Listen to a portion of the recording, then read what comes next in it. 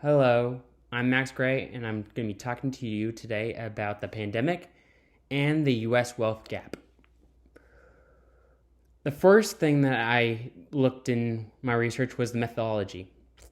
The Pew Research Foundation, which is where I found the data, saw that the census did the 2022 and 20 data, and it showed that the SIPP, which is a longitudinal survey that interviews participants over the multiple period of 4 years.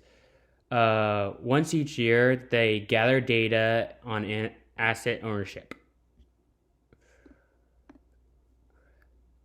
Next is the executive summary. The executive summary ended up showing that the common sense would indicate that wealth would decrease during the pandemic, but it's increased because of government taxes and stimulus. It decreased in savings because many people were in this pandemic and might not have worked, and therefore they had to dip in their savings. There's a large disparity with across ethnic groups. Higher levels of education for Asians. So Asians were first, followed by whites, would have the largest median wealth income.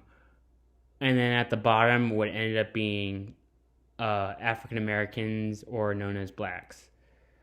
They would have the lowest median and wealth income. A lot of this has to do with many different aspects of opportunity within the country available.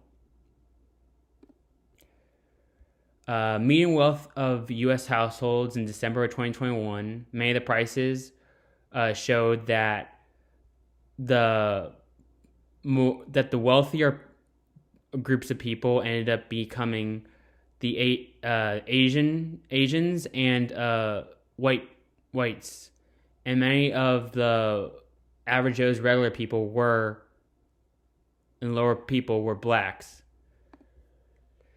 The last thing I'm going to be talking to you today about is during the pandemic, richer households across every ethnic group saw a loss in wealth. So this was a big impact when it pertained to across the board. Everyone lost wealth. The only issue is that the African Americans just lost the most.